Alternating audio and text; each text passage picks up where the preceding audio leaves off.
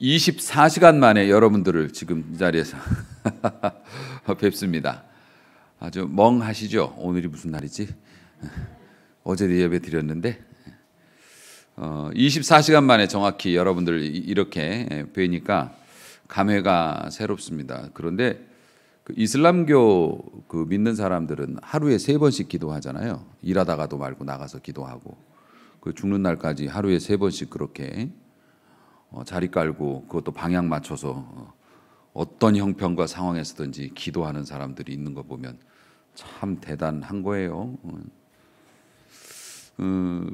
어제가 이제 성탄절이었지 않습니까? 성탄절은 정말 귀하고 복된 날이고 또 즐거운 날이라서 저희 가족도 좀 어제 성탄 예배 마치고 나가서 우리 그 서양식 국수 그 뭐죠 그 스파게티 그거라도 한 그릇 우리 먹자. 그리고 식당에 전화했는데 자리는 있는데 오늘은 성탄절이라서 아주 비싼 풀코스로만 예약을 받는데요. 그 자리를 차지할 수 있대. 그래서 아니 이거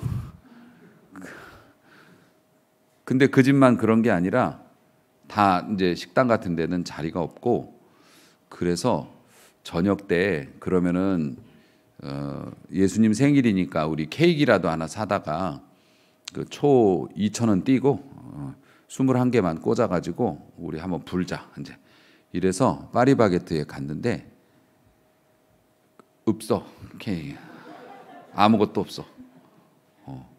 그래서 이렇게 동네를 삥삥 돌아가지고 케이크를 하나 구하긴 구했는데 오면서 그런 생각을 해요. 아니 예수님이 태어나셨는데 왜 믿지도 않는 사람들이 난리야? 더 난리야 아주 자기들끼리 그 뭐 아니 예수님 생일인데 왜 안 믿는 사람들이 더 난리일까? 이제 그런 생각을 했습니다만은요. 근데 뭐 그만큼 예수님이 또 유명하신 분 아니시겠습니까? 그런데 예수님 못지않게 유명한 분이 계셔요. 그 분이 누구냐면 오늘 이제 이 본문의 주인공인 아브라함이 그런 분이에요. 전 세계 인류의 절반, 전 세계 살아가는 사람의 절반 정도가 영적으로든 육적으로든 아버지라고 불러요. 아브라함을 조상이라고 부른다고. 우리는 이제 믿음의 조상 아브라함이라고 부르고요. 중동 지역에 살고 있는 대부분의 사람들, 유대인 포함해서 이스라엘 사람들 포함해서 우리 조상이라고 그래요. 육신의 조상이라고 그렇게 얘기를 해요.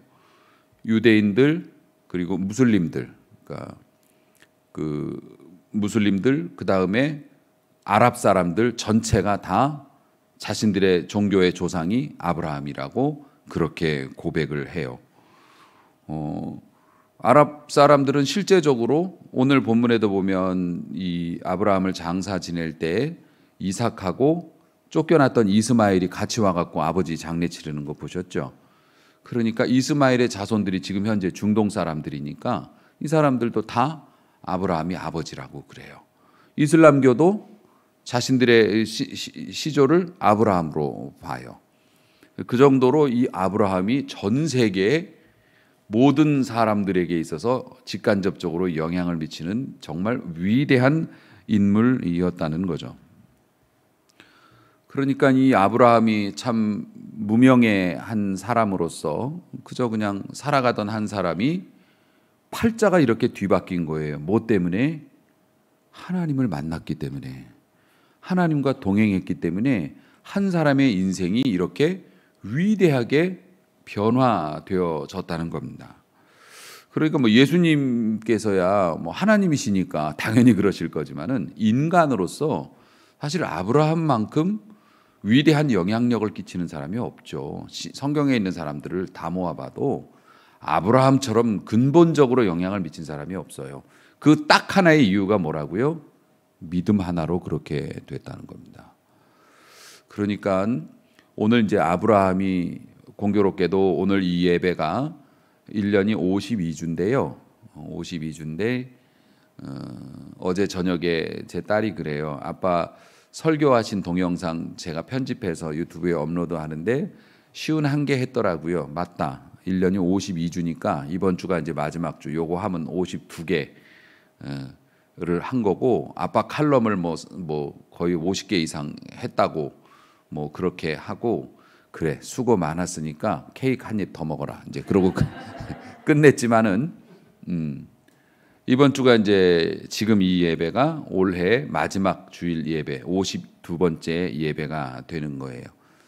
52번째 예배에 2021년 마감 지으면서 아브라함도 오늘 죽어요. 137세의 나이로 아브라함이 소천을 하게 됩니다. 그래서 우리가 이제 지난 몇 주간 2달 정도 기간 동안 아브라함과 동행하면서 아브라함의 삶을 엿보고 그 삶을 통해서 우리가 교훈도 받고 경고도 받고 그렇게 살아왔고, 올해 마지막 주일에 아브라함과도 이제 우리가 이별을 하게 됩니다만은요, 이 아브라함이 살아왔던 이 삶은 한마디로 말해서 기적의 연속이었죠. 기적의 연속이었고 또 은혜의 연속이었어요. 우리가 이제 굵직굵직한 사건만 보면서 왔습니다만은 그 은혜의 연속, 기적의 연속이었다고 하는 것의 근본적인 원인이 뭐라고요? 믿음. 하나님과의 만남. 하나님이 먼저 찾아와 주셨고 그 찾아오신 하나님을 따랐단 말이에요. 그 단순한 그 하나의 이유로 이 모든 일이 일어났다는 거예요. 믿음이라고 하는 것은 앞을 볼 수 있어서가 아니라 앞이 안 보이는데도 앞이 보이는 사람처럼 행동하는 게 믿음이라고 해요. 미래가 어떻게 펼쳐질지 정보가 있어서가 아니고 어떻게 펼쳐질지 나는 모르지만 이렇게 될 거다라고 말씀하신 그분을 신뢰하고 그 길로 걸어 들어가는 게 믿음이라는 거죠. 그러니까 믿음은 개념이 아니라는 거예요. 믿음은 행동인 거죠. 하나님을 좋아하는 것과 믿는 것은 달라요. 좋아하는 것과 믿는 건 다르다고. 내가 어떤 오빠를 좋아했어. 그 오빠가 지금 옆에 앉아 있죠. 지금도 좋다고 말할 수는 없지만 어쨌든 그 오빠를 좋아했어요. 그런데 그 오빠가 나한테 결혼하자고 얘기해요. 그러면 여러분들은 어떤 생각을 하세요? 이렇게 반응할 수 있어요. 내가 좋아하긴 하지만 그냥 좋아할 뿐, 당신과 같이 살림을 차리거나 당신의 가족들을 내 가족으로 맞아들이거나 당신과 나 사이에서 자식을 낳거나 할 만큼 그렇게 좋아하는 건 아닌 것 같아요. 이렇게 말할 수도 있잖아요. 여러분은 그렇게 생각? 그냥 무조건 너 좋다 결혼하자 그러면 예 그러고 따라와요? 그러진 않죠. 우리가 좋아하는 사람이 있지만 그 사람이 만약에 결혼을 하자든가 아니면 같이 뭐 어디 멀리 여행을 가자든가 아니면 같이 뭘 하자든가 이렇게 중요한 것들을 제안을 했을 때 우리는 내가 그것을 함께 할 만큼 저 사람을 좋아하나에 대해서 고민하지 않습니까? 그리고 결단이 서면 결혼합시다. 사람들 앞에 우리가 이제 부부라고 얘기합시다. 그리고서 부부의 삶을 이어나가는 거지 않습니까? 그런 것처럼 믿음이라고 하는 것은 하나님을 선호하고 좋아하는 것과는 얘기가 달라요. 진짜 믿음이라는 건 하나님과 함께 살림을 차리는 거예요. 거는 거예요. 거기에다가. 결혼이라고 하는 것은 남자든 여자든 간에 그 사람과 세상에 있는 많은 이성과 다 바꾸는 거잖아요. 세상에 있는 많은 이성들을 이 한 사람과 맞바꾼 거라고. 그래서 이 한 사람에게만 나의 삶과 사랑을 주고 나머지 사람과는 남으로 지내겠다고 그렇게 선언하는 거거든요. 믿음이라고 하는 것, 믿음으로 행한다고 하는 것이 그런 거라는 거죠. 세상에 많은 가능성, 많은 것들이 있지만 나는 하나님께 모든 것을 걸고 하나님만 사랑하겠고 하나님의 말씀이라면 진짜 팥으로 메주를 쓴다고 해도, 메주는 콩으로 하는 건데 팥으로 메주를 쓴다고 해도 나는 따라가겠다라고 하는 게 믿음이라는 거죠. 아브라함은 개념적인 하나님을 선호한 것이 아니라 실제로 하나님을 믿은 거예요. 우리에게 그런 믿음의 은사가 있길 주의 이름으로 축복합니다. 그래서 앞길을 볼 수 있어서가 아니라 지도를 가졌기 때문이 아니라 뭔가를 예측할 수 있었기 때문이 아니라 하나님의 뜻이기 때문에 그의 삶을 변화시키고 따라갔다는 거예요. 가라는 대로 갔다는 겁니다. 내가 알고 있는 것과 내가 알지 못하는 미지의 것을 바꿨어요. 믿음으로. 그렇다는 겁니다. 이 모든 것이 하나님을 신뢰했던 거죠. 믿었기 때문에 그런 일이 있었다는 겁니다. 이제 우리가 아브라함의 삶은 이제 다 마감을 짓고 아브라함의 삶을 그동안 바라보면서 몇 가지 얻었던 영적인 원리가 있었습니다. 하나님과 동행하는 것, 하나님을 신뢰하고 하나님을 믿는다는 게 한 방에 빡 하고 되는 게 아니었다는 거예요. 아브라함이 하나님을 믿고 순종을 시작을 했지만은 근데 그의 삶을 우리가 봐서 알지만은 중간에는 하나님을 못 믿는 사람이나 할 법한 행동을 하기도 했습니다. 그러니까 믿음의 세계에 들어왔다고 하는 것은 한 번 믿었고 한 번 순종했다고 해서 그 다음에 무조건 순종할 수 있는 게 보장되는 건 아닌 것 같아요. 우리도 그렇잖아요. 어떤 때는 믿음으로 행동하다가 어떤 때는 믿음 없이 행동하기도 했으니까. 그런데 이게 뭐냐면 하나님을 신뢰하는 법을 습득한다. 믿음의 세계가. 그런 게 있는 것 같아요. 그래서 우리가 뭔가를 믿음으로 순종을 했어요. 믿음으로 순종해서 어깨에 힘이 들어가. 나 좀 믿나 봐. 내가 신앙생활 좀 제대로 하나 보다. 내가 신앙심이 좋은가 봐. 그랬는데 항상 믿음의 세계는 뭐냐면 정말 애써가지고 하나를 깔딱하고 넘어갔는데 그 다음 단계는 더 높은 거예요. 그러니까 그게 어려운 거예요. 항상 믿음의 세계는 새로운 믿음이 요구되어지더라고요. 내가 그동안 해왔던 것보다 더 큰 용기를 내야 되고 더 큰 모험을 감수해야 될 만한 더 높은 경지의 도전이 기다리고 있단 말이에요. 믿음의 세계가 그렇다는 거죠. 그래서 한 걸음 한 걸음씩 계단을 올라가듯이 여행을 하는 게 믿음의 세계더라. 아브라함을 보면서 우리가 그것을 배웠죠. 차근차근. 우리가 하나님을 신뢰했어요. 기대하지 못했던 축복을 받았어요. 너무 기분 좋았어요. 그래서 하나님을 더 신뢰해요. 무슨 생각을 하냐면 우리가 뭔가를 해가지고 하나님께 복을 받았다라는 게 느낌이 오면 그 다음에 여러분이 자연스럽게 어떤 결심을 하냐면 내가 더 큰 시험이 와도 나 다음에도 꼭 믿음으로 할 거야 라는 걸 우리가 배우는 거죠. 그렇지 않습니까? 다음에 더 큰 어려움이 오더라도 진짜 난 믿음대로 살 거야. 그런데 실제로 그런 어려움이 오면 어떻게 해요? 휘청하죠. 와, 이건 내가 경험해보지 못했던 거고 이건 너무 큰데 이건 너무 좀 내가 힘들어질 것 같은데 항상 그런 것들이 온단 말이죠. 그러니까 믿음의 세계에서 완성은 없다. 아브라함을 봐도 알지만 완성은 없다. 아브라함이 137세에 죽었지만 아마 한 150, 160세까지 살았으면 또 실수했을 거야. 더 실수했을 거예요. 어쨌든 한 걸음 한 걸음씩 여행을 하게 되는 것. 믿음의 세계가 그렇다는 겁니다.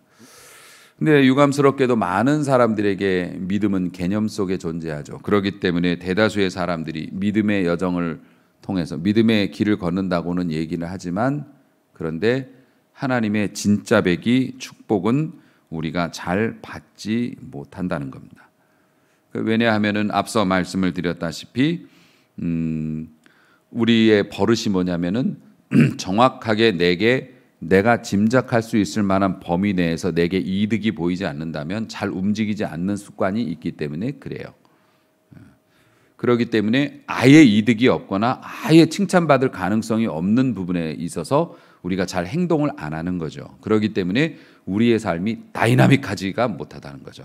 그저 우리가 꾸준히 믿는 거는 같은데 얻은 거는 별로 없는 그런 삶을 이제 많은 분들이 살고 있기 때문에 그래서 좀 우리가 믿는 사람들 가운데서도 하나님 앞에 큰 축복을 받았다는 사람들이 드문 이유가 거기에 있는 거예요. 믿음이라는 게 그렇게 쉽지가 않다는 얘기이죠. 제가 지금 계속 137세라고 얘기를 합니까? 175세인데. 요런 거 정도는 이제 애교로 봐주실 거죠. 그렇죠? 목사님은 사임하세요. 뭐 아브라함 나이도 모르면서. 그런데 사도신경 하자고 그래놓고 주기도문 하면은 은퇴해야 된다고 내가 늘 말하죠. 이제는 건망증이 너무 심해져가지고 예배 순서를 진행하면서 엉뚱한 소리를 자꾸 하면 이제는 쉬어야 될 때인가 보다. 하지만 아직 멀었다고 저는 믿습니다.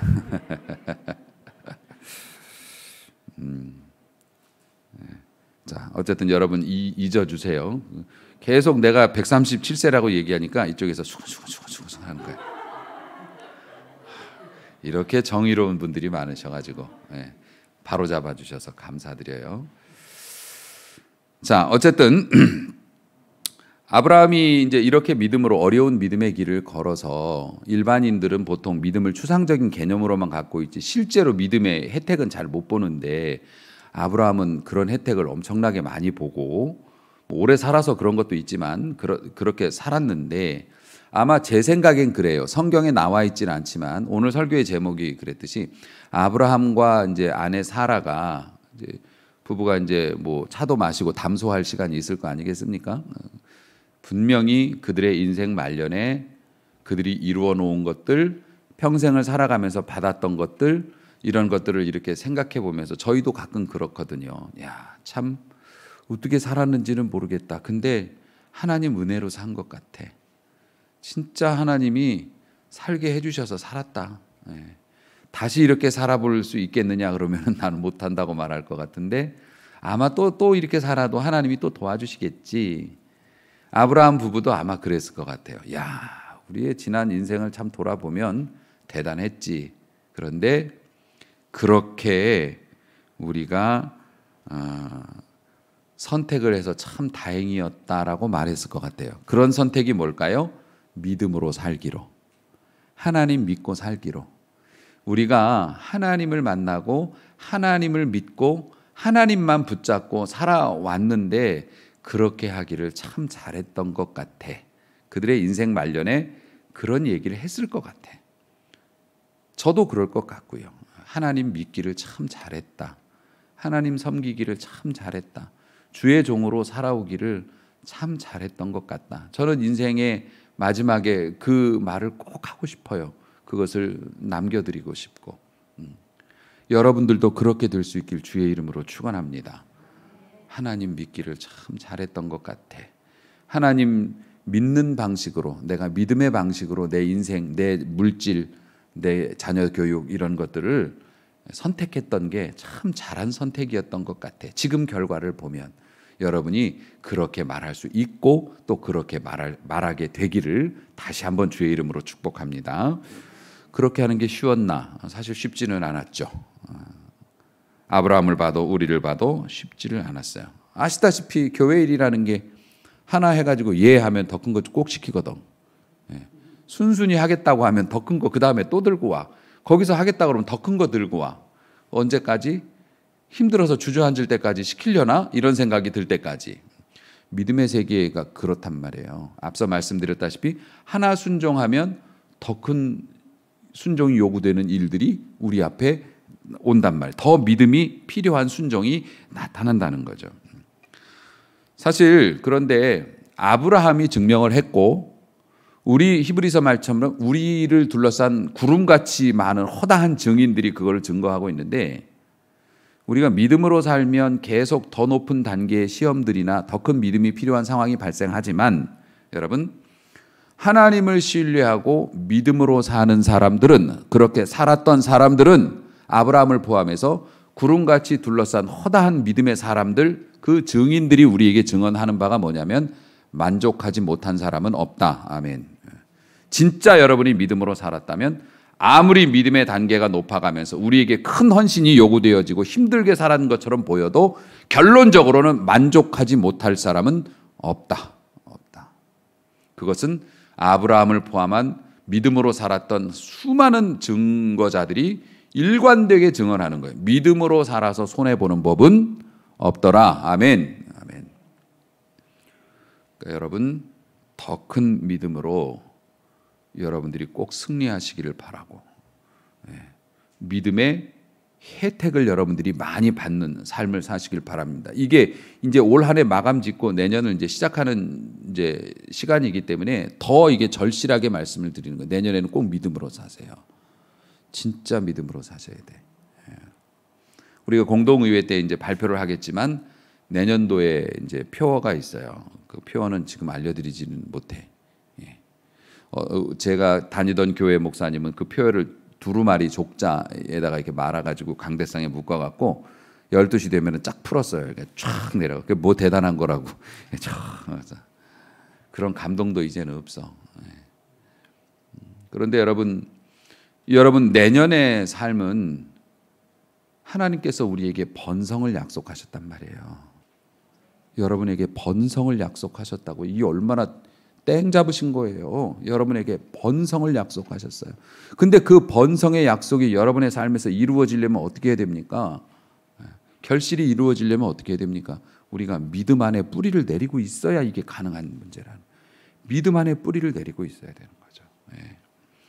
흔들거려 가지고서 건드리기만 해도 넘어지는 옷걸이에다 비싼 옷을 거는 사람은 없어요. 우리가 믿음 안에 견고히 서 있어야 하나님이 온갖 부담 없이 축복을 걸어 놓으실 수 있을 거 아닙니까? 그러니까 정말로 믿음 안에 사는 게 중요하다. 특별히 아브라함은 그런 버릇이 있어요. 버릇이 하나는 뭐냐면 거짓말하는 버릇이 좀 있었고, 그건 인간적인 약점이고 그 사람의 뭐 태생이 그랬고, 그건 아들한테도 물림 받아가지고 이삭도 똑같이 자기 와이프를 누이라고 속이 그런 것도 있었지만은 뭐 그런 건 빼고 아브라함은 좋은 버릇이 하나 있었어요. 좋은 버릇이. 아브라함은 드롭이라는 걸 몰랐어요. 내려놓는 걸 몰랐어요. 접자, 포기하자, 지우자, 치우자, 그만두자, 이게 없었어요. 실수를 해도 어떡합니까? 다시 하나님을 또 바라봐요. 그래서 히브리서 기자가 그걸 증명했어요. 이 사람이 나이가 100세가 되어서 자신에게나 부인에게나 소망이 없는 것을 알았음에도 하나님을 향한 기대를 멈추지 않았다는 거예요. 나는 안 되는데 그래도 하나님은 뭔가 방법이 있으시겠지. 왜요? 약속해 주셨으니까, 내가 그걸 믿으니까. 아멘. 아브라함의 특이한 습관이었던 거죠. 자신의 무력함에 집중하지 않았어요.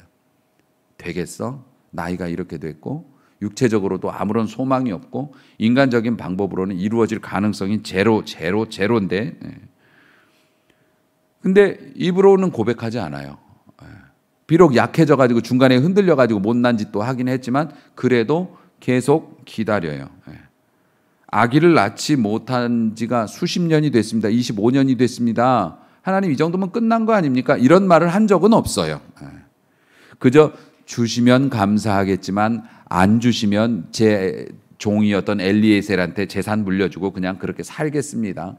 혹은 주시면 감사하겠지만 안 주시더라도 이스마일이나 그냥 잘 크게 해주시면 제가 만족하겠습니다. 이런 식의 얘기는 했지만 하나님이 안 주실 거라는 확신은 안 가졌어요. 이 사람이 기대감이 있었다는 겁니다. 여러분들도 어떤 상황, 어떤 막막한 현실일지라도 기대를 포기하지 마시길 주의 이름으로 축원합니다. 하나님이 되게 좋아하시는 거예요. 기도하는 것만큼 기대를 좋아하세요. 제가 나한테 뭘 바라고 있구나. 아직도 그걸 내려놓지 않고 있구나. 아직도 손을 벌리고 있구나. 하나님 그거 굉장히 좋아하세요. 인정해 주시는 거에 대해서 굉장히 하나님은 기뻐하시거든요. 알아보는구나, 네가 나를. 그러니까 아브라함은 그 기대감을 놓지 않는 재주가 있었던 것 같아요. 뭐 자신이 갈 바를 알지 못하고 생명의 위협을 느끼는 광야로 여행을 하던, 아이를 가질 확률이 제로에 가까운 상황이 됐던 아랑곳하지 않고 약속을 믿었다는 거예요. 여러분 하나님 믿지요? 여러분 하나님 믿잖아요. 진짜 믿나요? 만약에 여러분이 설교 말씀 중이나 아니면 뭐 성경 말씀을 읽거나 아니면은 어떤 뭐 다른 여러 가지 상황을 통해서 기도를 하던가 이런 것도 책을 읽던가 이런 걸 통해서 하나님이 나에게 지금 뭘 원하신다라는 걸 만약에 느끼게 됐는데, 근데 현실적으로 그렇게 하면 내가 부담되는 상황이 많은 거예요. 가령 내가 하기 어려운 일들에 대해서 하나님이 감동을 주신 거예요. 그거 하면 너 참 좋겠는데, 이런 생각을 주실 때가 있거든요. 우리 믿음 생활하는 사람들은 알잖아요. 그런 느낌을 턱 하고 받았어요. 그러면은 여러분은 그런 거에 대해서 어떤 판단을 내리실 거예요? 야, 이게 믿음으로 순종해서 축복을 받을 수 있는 절호의 기회다.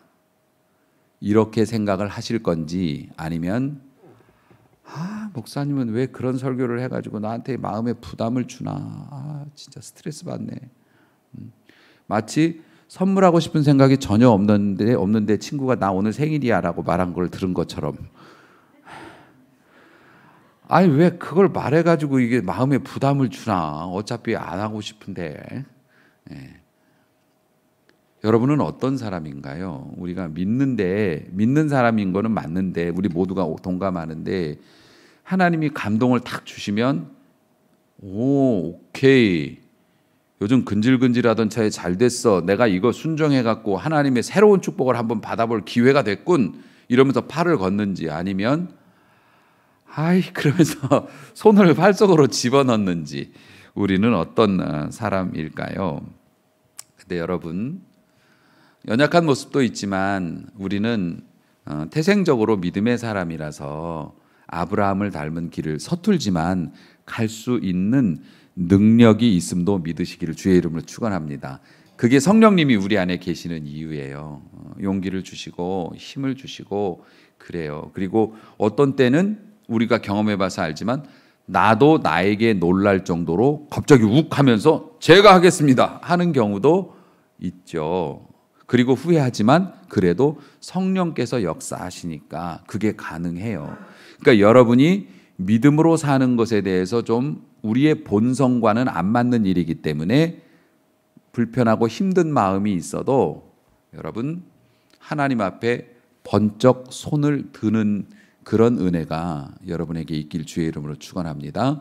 저는 그것을 모자를 담 너머로 넘기라라는 것으로 많이 설명을 했습니다. 담을 넘기 원하면 모자든 가방이든 일단 던져. 저는 고등학교 다닐 때 그걸 경험했습니다. 되게 무서웠잖아요, 옛날에 학교 다닐 때는. 그래서 담을 넘어서 놀러 나가고 싶다면, 근데 담 넘는 게 너무 담이 높아서 무섭다면 일단 가방을 던져. 그러면 넘게 돼. 그런 것처럼 여러분이 믿음의 세계에서도 그런 결단과 그런 지혜가 여러분에게 있어서 내년 한 해에는 막 제 강대상으로 모자가 휙휙 날아드는 은혜가 있기를 바라고 믿음으로 한번 해보리라, 나중에 어찌 될 망정 내가 믿음으로 한번 해보리라. 이런, 세상 사람들은 무모하다 할지 모르지만 하나님께서는 무릎을 치실 만한 그런 아름다운 선택이 믿는 여러분에게 있기를 주의 이름으로 축원합니다. 그래서 그 하나님의 지시에 순종하는 사람들, 두려움의 경계에 머무르는 걸 싫어하는 사람들이에요.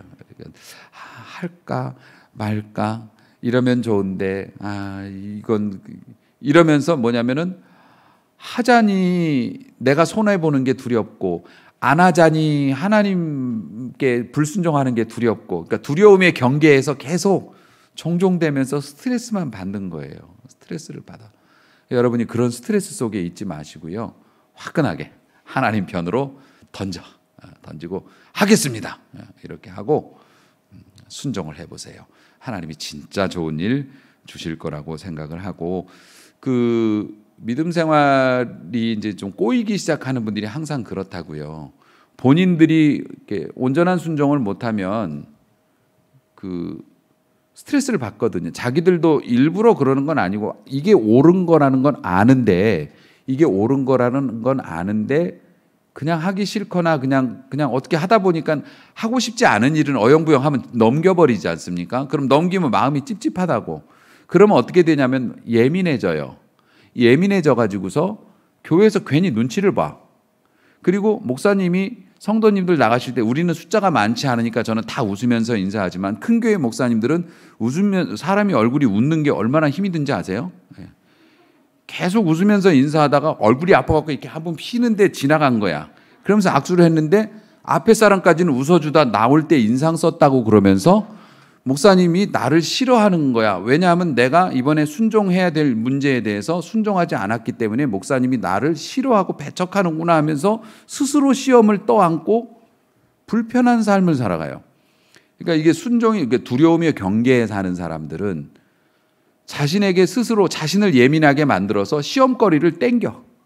그래가지고 기어코 시험 들고 말아. 그러니까 그런 불편함 속에서 사시지 마시고 깔끔하고 화끈하게 자기가 서야 할 자리를, 물론 우리가 서야 할 자리는 믿음의 자리죠. 그러니까 시원시원하게 할 수 있는 믿음의 예스맨들이 꼭 되시기를 축복합니다. 왜 이렇게 아멘이 힘이 없지? 자, 사랑하는 성도 여러분, 아브라함의 삶에서 우리가 얻는 또 마지막 아름다운 점이 하나 있죠. 아브라함은 축복을 받는 대로 잘 나누었어요. 실제로 아브라함이 자선을 베풀었다 이런 것이 자세히 기록되지는 않았습니다. 원래 아브라함을 성경이 기록한 이유는 믿음에 관한 문제이기 때문에 그가 재산을 어떻게 썼고 이런 부분에 대해서는 크게 다루지는 않았지만은 아브라함의 성품을 보면 그 조카 롯을 떠나보낼 때도 그가 행했던 태도를 보면 물질에는 초연한 태도였죠. 네가 목 좋은 곳으로 가라. 네가 가고 싶은 걸 먼저 차지해라. 삼촌은 괜찮아. 그게 부자이기 때문에 할 수 있는 일이 아니라는 건 아시죠, 여러분들? 부자라고 그래서 막 그렇게 관대하는 건 없어요. 더 벌고 싶어 하죠. 얼만큼 벌고 싶으냐 하나님이 물어보시면 항상 우리들은 뭐라고요? 조금만 더. 부자들이 더 그래요. 조금만 더. 9개 가졌으니까 1개 채워서 10개 만들면 좋잖아요. 짝수로 이렇게. 아브라함이 물질에 관심이 없어서가 아니죠. 물질에 관심 없는 사람이 어디 있어요. 그런데 아브라함이 조카를 보낼 때도 그렇고 이스마엘을 떠나 보낼 때도 사실 부족하지 않게 챙겨준 거예요. 그리고 그 후의 삶도 그가 이스마엘이 삶을 영위할 수 있도록 지원을 해줬거든요. 그래서 그 주변에서 살 수 있었던 것이고요. 그리고 아브라함이 조카 롯을 구하기 위해서 전쟁터에 뛰어든 적이 있었습니다. 자기 부하들을 거느리고 그것도 사실 자신의 전 재산과 목숨까지 다 날아갈 수 있는 상황에서 그렇게 했고 거기에서 대승을 거두어서 하나님의 은혜로 돌아올 때 멜기세덱이라는 왕을 만나서 10분의 1의 전리품을 드렸고 그리고 돌아와서 소돔과 고모라 지역의 왕들한테 이거 찾아왔소. 우리가 가서 당신들 잡혀간 사람 다 찾아오고 우리 조카 찾으러 간 김에 다 되찾아왔고 당신들이 약탈당했던 것도 우리가 다 가져왔으니까 가지시오 그랬어요. 그랬더니 소돔과 고모라 지역의 왕들이 뭐라고 그랬냐면 어차피 우리 털린 거고 우리 식구들 구해준 거 고마우니까 당신이 전리품은 가지시오 그랬는데 아브라함이 그런 말씀 마세요. 우리는 이거 가질 마음이 없습니다 하고 그냥 돌려줬어요. 이 사람이 돈이 많아서 그런 건 아니죠. 아브라함의 삶을 살면서 아브라함이 믿음으로 살았으니까 그렇긴 하겠죠. 하나님이 주실 건데 구질구질하게 내가 이거 안 믿는 사람들 거 금불상 갖다가 뭐 할 거야 믿는 사람이 이제 이렇게 생각을 한 거죠. 하나님이 없으면 채워주실 건데 뭐하러 내가 이런 걸 그러겠어. 아브라함이 이제 그렇게 살았지만 우리가 아브라함을 보면서 본받을 점이 그랬다는 거죠. 아브라함은 그 물질에 있어서도 굉장히 관대했다는 거죠. 성경적인 원리로 보면 우리 믿는 사람들이 우리 사람들이 우리가 필요한 것보다 더 많이 갖기를 원하지 않습니까? 우리가 필요한 것보다 더 많이 가지고 싶어요라고 우리가 기도할 때 정당한 이유를 대야 되는데 그 이유가 뭐냐면은 한 가지뿐이에요. 남은 것을 거저 주고 싶어요. 그러니까 남을 돕기 위해서 다른 이들에게 유익을 끼치기 위해서 나는 내가 필요한 것보다 더 많은 재물이 필요합니다. 이거 하나만이 설득력이 있다는 거죠. 왜 필요하냐? 자식들한테 물려주려고요. 왜 필요하냐? 그냥 쌓아두면 보기 좋잖아요. 왜 필요하냐? 내가 이만큼을 가지고 있으면 사람들이 나를 이렇게 큰 사람으로 봐줄 테니까요. 말은 안 하지만 사실 물질 끌어당기는 이유가 그런 거 아니겠습니까? 내 자식들은 고생 안 하고 편하게 살고 싶게 해줘서. 아니 믿는 사람이라고 그래서 가난하게 거적대기 뒤집어 쓰고 그렇게 추운 데서 춥게 살라는 거 아니에요. 여러분 따뜻한 데서 그리고 예쁘게 집도 꾸며놓고 차도 좋은 거 타시고 다 하세요. 하지만 그보다 더 하나님이 뭔가를 주신다면 그건 베푸는 삶을 살아야 하는 것이 당연히 믿는 사람의 도리고 아브라함이 그런 삶을 살아냈다는 거예요. 그게 진짜 믿었기 때문에 그게 가능했던 거죠. 우리가 물질에서 초연할 수 있는 방법은 단 한 가지밖에 없어요. 내가 만약에 이렇게 믿음으로 살아서 물질을 못 받는다고 하더라도 어떤 방식으로든 하나님이 채워주실 거야. 이걸 믿으니까 우리가 물질 앞에서 비굴해지지 않는다는 거죠. 사랑하는 성도 여러분, 알맞게 적당한 정도로 생활을 하고 남는 것은 하나님이 양심에 따라서 교훈을 줄 때 베풀 수 있는 사람으로 여러분이 쓰임 받으시길 주의 이름으로 축원합니다. 그게 뭐냐면 우리가 그냥 주는 거 아니요, 심는 거요. 버리는 것과 심는 것은 다르죠. 심는 것은 열매, 곡식이 자라나오게 돼 있어요. 한 개 심으면 몇 개 나와요? 셀 수도 없이 나와요. 그러니까 여러분, 우리가 뭐 여유가 있으면 우리 적당하게 사람들이 봤을 때나 우리 주님 양심 앞에 거스르지 않을 정도로 적당하게 여러분들이 누릴 건 누리시고, 혹시라도 남는 것이 있다면 양심의 교훈에 따라서 나누어 주라고요. 그게 뭐라고요? 심는 거라고. 잘 심으시는 여러분 되시길 축원합니다. 완벽한 사람은 없죠. 그래서 아브라함은 사실 더 현실적인 모델입니다. 사실 우리가 아브라함 했지만 그 아브라함은 우리였어요. 우리들의 지난날의 모습이었고 우리들의 미래의 모습이 될 수도 있고, 그러니까 아브라함의 실수는 우리의 실수였고 아브라함의 축복은 우리의 축복입니다. 여러분, 아브라함의 약점들을 보면서 우리도 만약에 저 상황에 놓였으면 어떤 선택을 했을까, 이런 교훈을 우리가 받기도 했고요. 한 해를 마감 지으면서 우리와 함께 걸었던 믿음의 성공자, 실제적인 축복을 받았던 이 아브라함이 우리에게 이렇게 권면을 해요. 아브라함이 이제 여러분들에게 자신의 삶을 정리하면서 권면한다고 생각하고 들으시면 돼요. 하나님이 어디로 인도하든지 그대로 따르시기를 바랍니다. 제가 아브라함이라고 생각하고 들으시면 돼요. 하나님이 여러분을 어디로 인도하든지 그대로 따라가 보시기 바랍니다. 좋은 일이 있을 거예요. 비록 발을 잘못 디디는 일도 있었지만 하나님이 그렇게 따라가려고 했던 믿음을 높게 평가해 주셨고, 예비하신 길로 우리가 이탈됐어도 다시 이끌어 주셨으니까 하나님이 가라 하시는 것보다 안전한 곳은 없다. 아멘. 또 하나, 아브라함은 우리에게 이렇게 말합니다. 하나님이 약속하신 것은 무엇이든지 간에 그대로 믿으시길 바랍니다. 아멘. 깎지 말고 내 생각에 맞게 변형시키지 말고 그대로 믿으시길 바랍니다. 유명한 얘기 있잖아요. 주일학교 애가 집에 와가지고 엄마 아빠한테 너 교회에서 오늘 뭐 배웠어? 홍해를 건너는 이스라엘 백성에 대해서 배웠어요. 이야, 그래, 정말 재밌는 얘기고 멋있는 얘기지. 어떻게 선생님이 말씀하시더냐?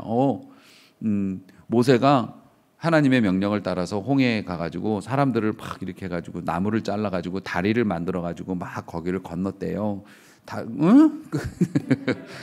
다리를 만들어서 막 건넜는데 애굽의 군대가 막 추격을 해오니까 모세가 빨리빨리 피하라고 하고 다리에다 다이너마이트를 설치해가지고 폭파시켜서 애굽의 군대가 물에 다 빠져 죽었대요. 그러니까, 너네 선생님이 진짜로 그렇게 가르쳤어? 교회에서? 애가 아니, 그렇게 가르치지는 않았지만 말이 돼요, 그게. 바다가 갈라진다는 게. 그래서 그냥 제가 영화에서 본 대로 얘기해드린 거예요. 우리가 믿음 생활을 하면서 그렇게 한단 말이에요. 하나님이 약속하신 게 너무 뜬금없는 거야. 아니, 조다른 집사님 지금 아들을 낳으리라 하면 그럼 집에 가서는 뭐라고 얘기하실 것 같아요? 여보, 수고 좀 해주셔야겠어, 이렇게 얘기하시겠어요? 아니면 우리는 보통 뭐라고 하냐면 하나님이 자식을 주신다니까 양자를 하나 드려야 되겠소, 뭐 이렇게. 우성이 놈은 연락도 없고 양자를 하나 드리는 게 낫겠소. 우리는 그런 식으로 반응하는 게 정상적이라고 생각하잖아요. 그런데 여러분, 물론 하나님께서 여러분에게 뭐 때늦은 자식을 주신다 이러진 않으실 거예요. 그렇진 않지만 가끔 하나님께서 내게 주시는 감동이 너무 허황된 거 아니야? 우리 아이가 대통령이 된다고? 아니 그냥 국회의원쯤으로 하면 안 될까? 그게 현실 가능성인데 그러지 마시고 하나님이 여러분에게 무엇이든 감동이 주시는 것은 깎지 말고 여러분 갖고 계세요. 내려놓지 말고 들고 다니세요. 믿음으로 고백하면서 바라보세요. 우리도 간증 한번 해봐야죠. 맨날 남의 간증만 들고 부럽다 그럴 게 뭐 있어. 요즘에 간증하러 다니는 사람도 없어. 우리도 간증해봐야죠. 자식들한테 나 엄마 아빠 믿음으로 살아서 이런 축복 받았다라고 얘기해야죠. 여러분들 내년에는 꼭 그렇게 하나님이 약속하신 것은 액면 그대로 믿으라는 거예요. 써있는 금액 그대로 믿으라는 거예요. 아브라함이 그렇게 믿었으니까 하나님이 무엇을 약속하시든지 그대로 믿으시기 바랍니다. 약속을 분석하지 마세요. 실현 가능성을 점치지도 마세요. 하나님이 약속하신 건 그대로 받는다. 또 하나, 무슨 시험을 당하든지 아브라함은 이렇게 얘기해요. 하나님을 신뢰하시기 바랍니다. 아멘. 내가 여기까지는 참았는데 그 다음엔 못 참겠어. 그러지 마시고 무슨 시험을 당했는지. 여러분 우리가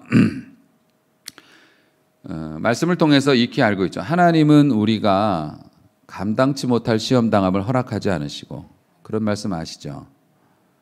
사실 이게 문장으로 봐서는 뭐 아름다운 문장이지만 현실적으로 맞다고 얘기하기가 좀 그래요. 하나님은 우리가 감당할 시험만 주신다? 감당 못할 시험을 주셔요. 아니 목사님 왜 그러세요? 한 입으로 두 말 하시나? 감당 못하니까 시험이지, 감당할 수 있으면 시험이 아니에요. 하고 말지. 감당 못할 거를 주시는 거예요. 그런데 왜 감당치 못할 시험을 안 주신다고? 믿는 사람은 모든 시험을 감당할 수 있다는 말씀을 왜 주신 거예요? 하나님이 함께 하시니까 이기게 된다는 거예요. 우리에게 오는 사소한 시험도 우리는 감당 못해. 우리 힘으로는 감당 못해요.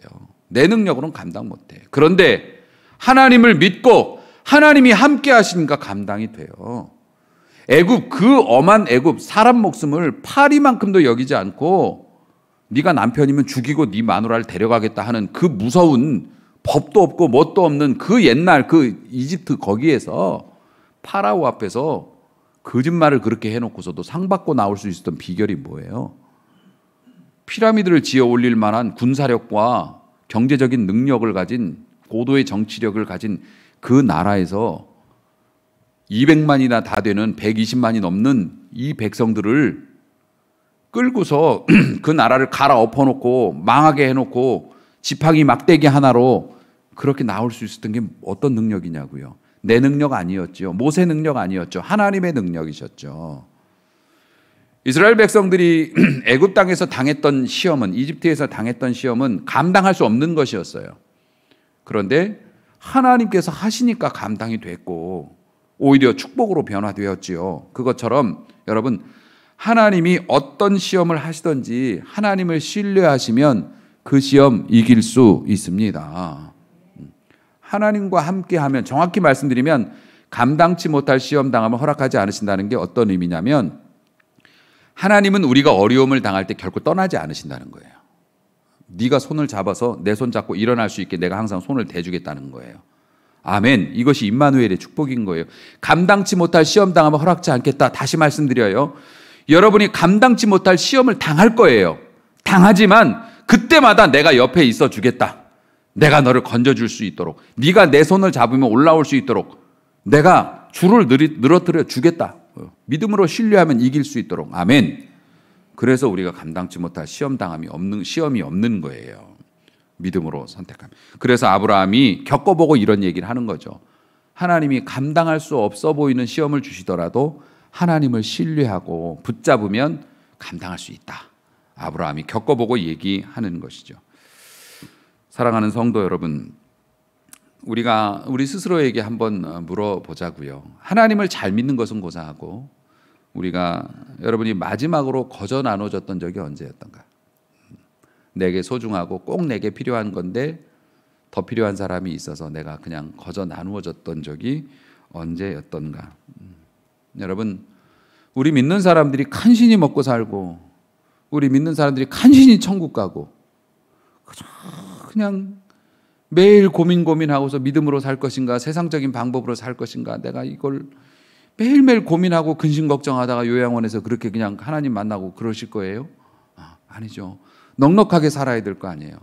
좀 내가 푸근하게 나누어주고도 남음이 있을 정도로 내가 나누어주고 싶은 마음도 생기고 능력도 있고 여러분이 좀 이렇게 응답을 받아도 이야 하나님이 응답해 주셨는데 딱 맞게 응답해 주셨어 감사하긴 한데 좀 남게 주시면 어때서 그렇잖아요. 어떻게 응답해 주셔도 딱 맞고 나니까 라면 하나 사 먹을 돈도 없다면 막아주신 건 감사한데 조금만 더 주셨으면 어떨까.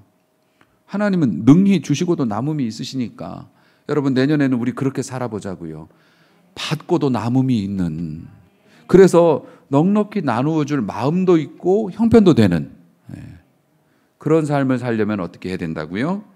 인도하시는 대로 따라야 되는 거예요. 말씀하신 대로 믿는 거예요.